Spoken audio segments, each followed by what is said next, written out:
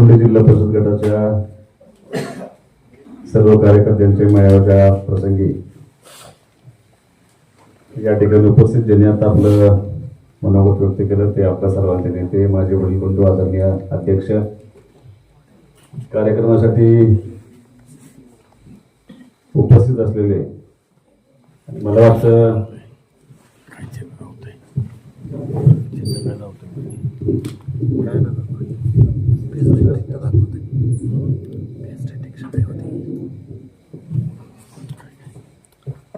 आटपाडी तालुक्यातल्या जिल्हा परिषदेच्या शिवसेनेच्या वतीनं दुसरा उमेदवार जाहीर झाला आहे. मोठे खूप आधीपासून उमेदवार जाहीरच होता आणि त्यांचं काम चालू आहे. पण अर्ज भरायच्या अगदी शेवटच्या टप्प्यामध्ये आपण आज आटपाडी तालुक्यामध्ये या गटामध्ये आपल्या आदरणीय जयदीप यांचं उमेदवारी आज घोषित करतोय. एकाच गोष्टीची चिंता आम्हाला सगळ्यांना होती. मी काय व्यासपीठावर सगळ्या लोकांची नाव घेणार नाही. चिंता एवढीच होती की जयदीप भैया तुम्ही शिवसेनेच्या चिन्हावरती उभा राहायला तयार होणार का? तर त्याला दोन कारण आहेत. गेली अनेक वर्ष दिवस चांगले असताना आणि वाईट दिवस आल्यानंतर सुद्धा तुम्ही काँग्रेस पक्षाबरोबर एकनिष्ठ राहिलेले तुम्ही कार्यकर्ते आहात. तुम्हाला मोहन काकांची शिकवण आहे. त्यामुळे अध्यक्षांना मला एकाच गोष्टीचं टेन्शन असायचं, सगळं खरं आहे पण आमचा बाण घेणार कसं. मला अध्यक्ष म्हणले पाहिजे ना एकदा तुम्हाला बोलावं लागतं. मग काल आम्ही सगळे एकत्र बसलो आणि सगळ्या गोष्टींचा सारासार विचार केल्यानंतर आम्ही जयदीप भैयांना विनंती केली की आपल्याला या निवडणुकीला विजयापर्यंत पोहोचायचं असेल, मी काही कुठल्या पक्षाला कुठल्या चिन्हाला नावं ठेवणार नाही, पण तांत्रिकदृष्ट्या बघितलं तर वरपासून खालीपर्यंत पॅनेलमधल्या सगळ्या उमेदवारांचं चिन्ह एकसारखं असावं या हेतून आम्ही त्यांना विनंती केली की आपल्याला धनुष्यबाण घेतलं तर सर्वांना सोयीच होईल. आणि त्यांनी मान्य केल्याबद्दल तुमचं मनापासून मी शिवसेना पक्षाच्या वतीने तुमचं मनापासून या ठिकाणी आभार मानतो. त्यांच्या नेत्यांची परवानगी घेतल्यावर मला काय करायचं मी घेतल्या ना, मी त्यांना भेटून जबाबदारी घेतली. तरी सुद्धा मला त्यांचा फोन जरा बसायला लागते म्हणून तुम्ही आता बसा सांगितलं मला काय सांगू नका. कारण मी अनुभव त्यांना सांगितला की आता जी मोठ्या नगरपालिकेची निवडणूक झाली होती त्या निवडणुकीमध्ये एका व्यक्तीला 3 मतदान करायचं, एक नगराध्यक्ष पदाचं आणि 2 नगरसेवक पदाचे. आणि जेव्हा मतदान झालं आणि निकाल परत थोडासा आमचा लांबला, निकाल लांबल्यानंतर आता काही कामच नव्हतं. बरेच दिवस तीच त्याचं तुझं कसं माझं कसं कुणाला कसं झालं असेल, मग क्रॉस झाला असेल, असं झालं असेल तसं झालं असेल. भैया अत्यंत शिकलेल्या व्यक्तीबरोबर मी चर्चा केली सगळ्या त्या शहरातल्या आणि त्यांना म्हटलं की तुम्ही किती लोकांना मतदान देताना नाव वाचून मतदान केलं. तर त्या सगळ्या लोकांनी सांगितलं, मला असं वाटतं की 95% लोकांनी होत्या शहरातल्या, शिकलेले असू द्या शिकलेले नसू द्या, महिला असू द्या वृद्ध असू द्या, कुणीही नाव वाचलेलं नव्हतं. चिन्ह बघितलं आणि मतदान केलं. एवढं एकच कारण आम्ही तुम्हाला विनंती केली की वेगळं चिन्ह घेण्यामध्ये फारसा अर्थ नाही, कारण त्याचा थेट परिणाम हा मतदानावरती होत असतो. लोक कारण आपल्यासारखा माणूस सुद्धा मशीनवरती गेला की गडबडतो आणि मग तिथं परत 2 नावं शोधा, ते नावं शोधून असं होत नाही. त्यामुळे तुम्ही चिन्ह हे घेणं अत्यंत महत्वाचं होतं. पक्षाच्या बाजूने भूमिका मांडण्याची जबाबदारी अध्यक्षांनी त्यांच्या भाषणामध्ये सगळ्या गोष्टी सांगितल्या. मी कुणावरती टीका टिप्पणी करणार नाही. अध्यक्षांनी सांगितल्याप्रमाणे काय आपल्या प्रत्येक निवडणुकीला जरी काही लोक आपल्या विरोधात असले तरी सुद्धा आपली नैतिक जबाबदारी म्हणून प्रत्येक गावाला काम देण्याची भूमिका घेऊन अगदी याही गावाला किंवा ह्या जिल्हा परिषदेच्या गटातल्या सगळ्या गावांना आपण प्रत्येक वेळेला विकास निधीने काम देण्याचा प्रयत्न केला. 10 दिवसापूर्वी आपण अनेक विकास कामांचा नारळ फोडला होता. त्यावेळी आपल्या डोक्यामध्ये भविष्यामध्ये असं काहीतरी घडेल असं नव्हतं, पण दुर्दैवानं काही लोक अपेक्षित नसताना आपल्याला त्या ठिकाणी सोडून गेली. पण हरकत नाही, मी जाणाऱ्यांना काही म्हणणार नाही. काय त्यांचं माझं अजिबात माझं त्यांचं बांधायला बांध नाही वाटायला वाटलं, त्यांना कदाचित वाटलं असेल त्यामध्ये गेले असतील. फक्त समोर बसलेल्या सगळ्या कार्यकर्त्यांना माझी एक विनंती आहे. राजकारणामध्ये काम करत असताना मी यापूर्वी पंचायत समिती जिल्हा परिषदला काम केलेलं कार्यकर्ता आहे. योगायोगानं आज ज्या दोन व्यक्तींचं नाव ह्या दोघांनी सतत घेतलं, कैलासवासी भाऊंचं नाव घेण्याचा प्रयत्न झाला आणि परत मोहन काकांचं पण नाव घेतलं. पंचायत समितीला काम करत असताना ज्या खुर्चीवरती अनिल भाऊ बसले होते त्याच खुर्चीवरती बसण्याचा योग मला पंचायत समितीच्या काम करत असताना आला होता. आणि योगायोगानं जिल्हा परिषदला गेल्यानंतर ज्या खुर्चीवरती मोहन काका बसले होते त्याच खुर्चीवरती मला बसण्याचा प्रश्न आला. मी उपाध्यक्ष झाल्यानंतर तुमच्या कार्यक्रमाला होते, काकांना आठवत असेल, तुम्ही ग्रामपंचायतमध्ये एक कार्यक्रम घेतला होता. त्या कार्यक्रमात मी सांगितलं होतं की प्रत्येक वेळेला काम करत असताना, म्हणजे भाऊ सुद्धा आमचे जिल्हा परिषदेमध्ये काम केलेले व्यक्ती होते, आणि भाऊनी त्यांच्या बातमध्ये ज्या वेळेला निकाल लागला अध्यक्ष, थोडस पार्श्वभूमी मी सांगणार आहे. जिल्हा परिषद निकालाला 3 सीट आपल्या आल्या होत्या. 28-28 वरती भाजप आणि काँग्रेस राष्ट्रवादी थांबलं होतं. आपण तिकडे जिकडे जाऊ तिकडे सत्ता स्थापन होणार होती. आणि काँग्रेस राष्ट्रवादीनं त्यावेळेला मला प्रस्ताव दिला होता की तुम्ही अध्यक्ष व्हा. मी ऐकलं होतं कानानं. मी असं त्यावेळेला भाऊ निर्णय करत होते. मला लय आनंद झाला. मी ती असं माझ्या डोक्यात लाल दिवा, आता आपल्याकडे गाडी येणार, मी जिल्हा परिषद अध्यक्ष होणार, ह्या मूडमध्ये मी गेलो होतो पूर्ण. आणि त्यावेळेला भाऊनी असं सांगितलं की तो निर्णय मी आणि त्याला देवेंद्र फडणवीस मुख्यमंत्री होते, बिनशर्त पाठिंबा दिला भाऊनी. आणि त्यांना असं सांगितलं होतं की टेंबू योजनेचं काम माझं राहिले, 2016 सालचा विषय हा, की सगळ्या योजना 6व्या टप्प्याचं काम हे सगळं तुम्ही पूर्ण करून द्यायचं. कुठलंही पद माझ्या कुठल्याही कार्यकर्त्याला, मुलाला काही द्यायची आवश्यकता नाही, आमचा तुम्हाला बिनशर्त पाठिंबा राहील. नाही त्यांनी ते मान्य केलं, काम करून देतो म्हणून सांगितलं आणि भाऊ परत आले. म्हणजे मी एकदम अध्यक्षावरनं सदस्यावर आलो. तर काही लोकांनी वाद घातला भाजपच्या, आणि त्यांनी असं सांगितलं की त्यांच्या मुलाला अध्यक्ष करत होते, आणि अध्यक्ष करत असताना त्यांनी ते नाकारलंय, किमान आपण उपाध्यक्ष करूया, म्हणून त्यांनी मला उपाध्यक्ष करण्याचा निर्णय घेतला. उपाध्यक्षाचे केबिन दुसऱ्या मजल्या होते, बरोबर ना?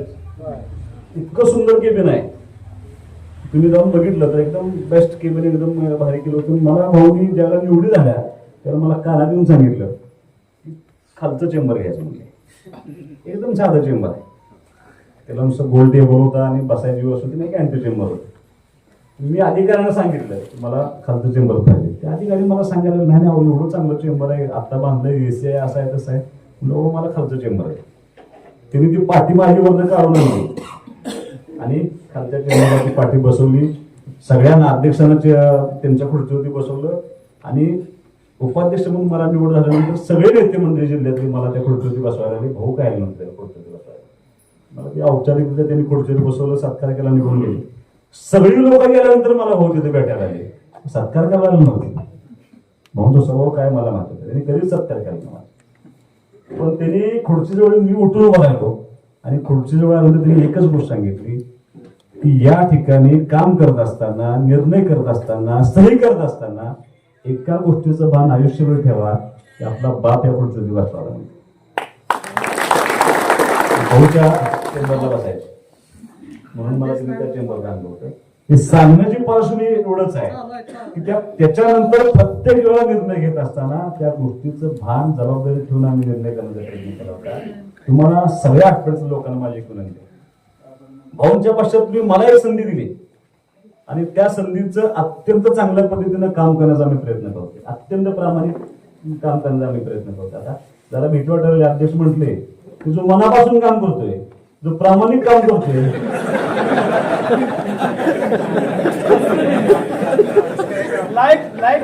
आणि मी परत विचार केला, रात्री आपण पाठी 4 उठलो आणि 6 उठून कामाला. काल रात्री जेवलं, अजून जेवलं, तुम्ही जेवायला हे सगळं जर बघितलं तर आपण सुद्धा त्याच वळणावर आहे का काय. पण त्याच्यापेक्षा महत्वाचं काय तर ती जबाबदारी म्हणून काम करण्याचा प्रयत्न आम्ही करतो. तुम्ही मला एक संधी दिली, अनिल भाऊंच्या पश्चात तुम्ही सर्वांनी माझ्यावरती विश्वास ठेवला, न बोलून भविष्यातील निवडणूक झाली, आपल्यातले आपसातले मतभेद सगळे विसरून तुम्ही पार्टी असून सगळे माझ्याबरोबर तुम्ही उभा राहिला. तुम्हाला आटपाडीतल्या तमाम लोकांना, ह्या खरसुंडीतल्या या जिल्हा परिषद गटातल्या सगळ्या लोकांना माझी विनंती आहे की एक संधी तुमची आपला नैतिक अधिकारी एकदा संधी जयदीप भैयाला द्यायला लागते. तुम्ही सगळे शेवटी असं आहे, काय जरी अध्यक्ष म्हणले की आम्ही टगे नाही टगे नाही असं नाही, जरा तर आहेच काय चालतंय का जरा आम्ही आता भांडत नाही. मी अगदी काल सुद्धा सांगितलं की कालच्या आमच्या भाषणात सगळ्यांनी सांगितलं की आता त्याला फोन आहे, पाय मोडतो म्हटलं आपण काय पाय मोडतो त्याला थांबवू शकत नाही. जास्तीत जास्त काय करू शकतो, खूप पाय मोडत असतील तर पाय दुरुस्त करा, दवाखाना आपण तिथे काढून म्हणतो जिल्हा परिषद ह्याच्यापेक्षा एवढं काय. आणि गोड बोलून संपवा म्हणलं ना, तसं आम्ही संपलं उठतात, गोड बोलून संपवला, तसंच इथं करा म्हणतात.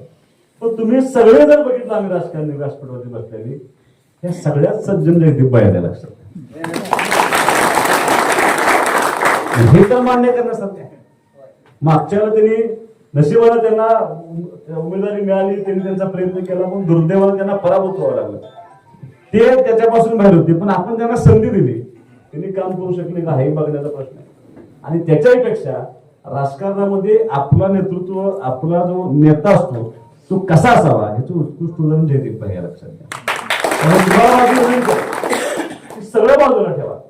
यापूर्वी आपण त्याला संधी देऊ शकलो नाही, कदाचित काय चुका घडल्या असतील, काय आमच्याकडून चुका घडल्या असतील, सगळ्या गोष्टी घडल्या असतील, ते सगळं पाठीवरती टाकून एक संधी मोहन काकांच्या पश्चात आपल्याला जयदीप भाईला द्यावी लागते. ती विनंती आम्ही तुम्हाला करायला. त्या जागेचं वैशिष्ट्य आहे, मला आठवते 2019च्या विधानसभेच्या निवडणुकीला जयदीप भैया तुमच्या सगळ्या गटाचा पाठिंबा भाऊला याच ठिकाणी झाला, भाऊ विजय झाले. परत 2024च्या निवडणुकीला मला तुमचा पाठिंबा याच ठिकाणी झाला होता. आता तो सगळा पाठिंबा मी एकदाच तुम्हाला द्यायला होता. दोन्हीकडचा पाठिंबा तुम्हाला या निमित्तानं द्यायला आलोय. परत फक्त चुकलं काय, मी नांदेशी शेजारी आमच्या अध्यक्षांनी तर आमच्या तालुका प्रमुखांनी दुरुस्त केली, म्हणजे त्यांना मध्ये घ्या म्हणजे आता बरोबर आता आपली जबाबदारी नुसतं आपण उमेदवार देतोय असं नाही, तर आता चिन्हाच उमेदवार देतोय, त्यामुळे म्हणजे दोघांच्या मध्ये बसा, दोघांच्या मध्ये बसले जरा सेफ वाटेल. म्हणजे काय शंका कुशंका समजा माझं चुकलं तर अध्यक्ष आहे, अध्यक्षांना चुकलं तर मी आहे, ही दुरुस्ती करायसाठी सुद्धा तुम्हाला आम्ही दोघांनी मध्ये घेतलं.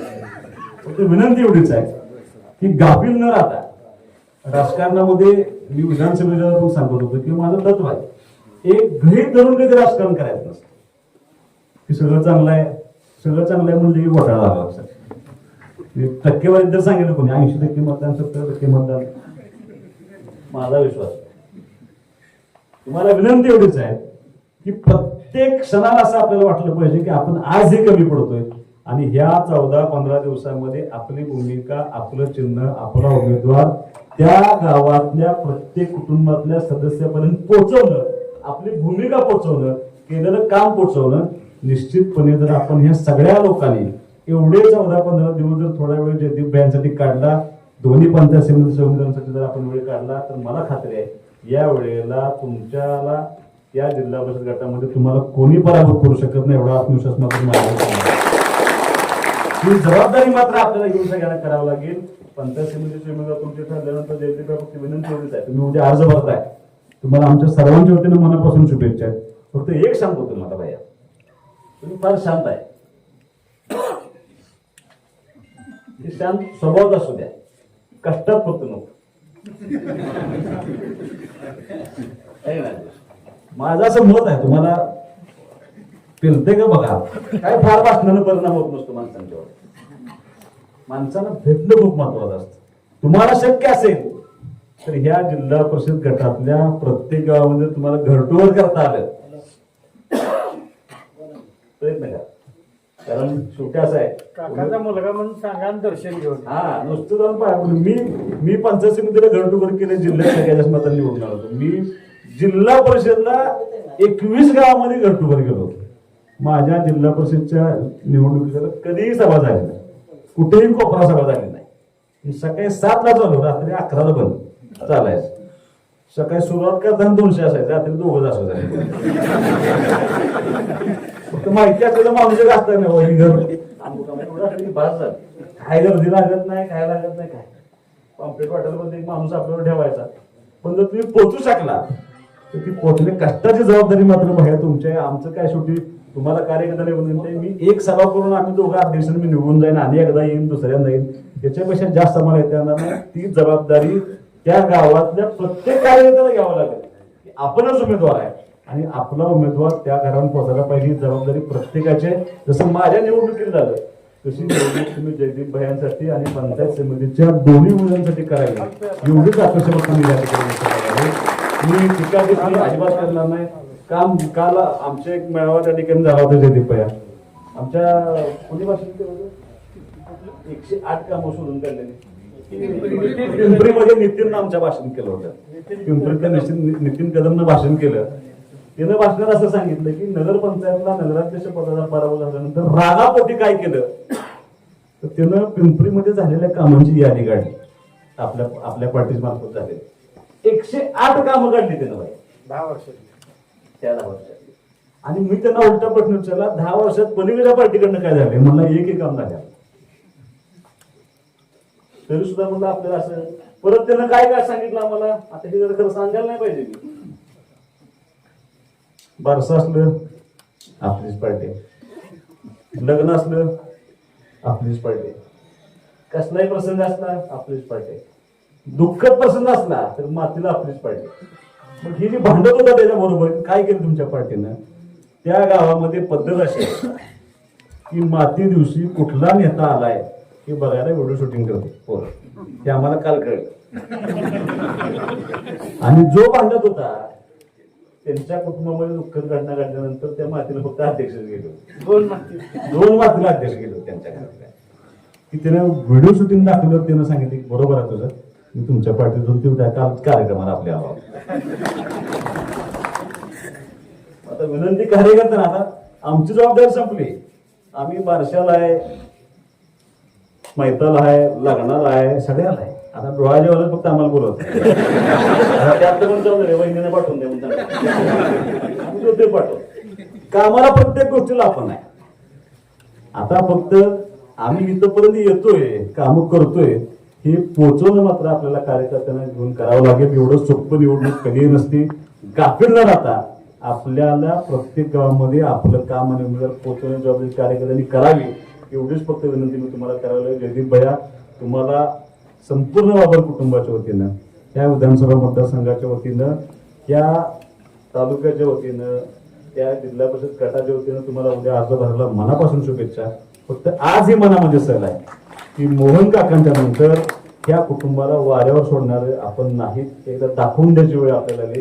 एका चांगल्या कुटुंबातल्या मुलाला जो सज्जन आहे, जो प्रामाणिकपणे काम करू शकतो, त्याची त्या जिल्हा परिषदेमध्ये कसलीही चुकीची अपेक्षा नाही असा माणूस एकदा त्या जिल्हा परिषदेमध्ये जाणं आवश्यक आहे. ती संधी तुम्ही सर्वांनी द्यावी एवढी विनंती तुम्हाला या ठिकाणी करावी. तुम्ही सर्वांनी करावी. आणि थोडस आता आमची आहे ती लोक धनुष्य बांधणार आमच्या काही अडचण नाही, पण काही लोक तुमची जुने आहेत त्यांनाही विनंती आहे, काळानुरूप बदलणं खूप आवश्यक असतं. तो बदल जसा आम्ही उद्याच केलाय तसा बदल एकदा आटपाडी पंचायत समितीने, आटपाडी जिल्हा परिषदेमध्ये तुम्ही करा. आणि तो बदल करण्यासाठी आपण फक्त चिन्ह बदलले. आम्ही तुम्हाला बाकी कसलंही परिश्रम तुमचं नाही, पण त्या चिन्हावरती असं म्हणून आम्ही जयदीप भैयांनी विनंती केली होती. तुमचा प्रचंड म्हणजे तुमच्या बाबतीत त्यांना प्रचंड आदर आहे. त्या आदराच्या भीतीपोटी ते स्पष्ट आम्हाला सांगितले की मी लोकांना विचारल्याशिवाय हा निर्णय करू शकत नाही. म्हणून आम्ही तुम्हाला विनंती करायला लागलोय की त्यांना एक संधी तुम्ही सर्वांनी द्यावी अशी विनंती करून थांबतो. जय हिंद, जय महाराष्ट्र.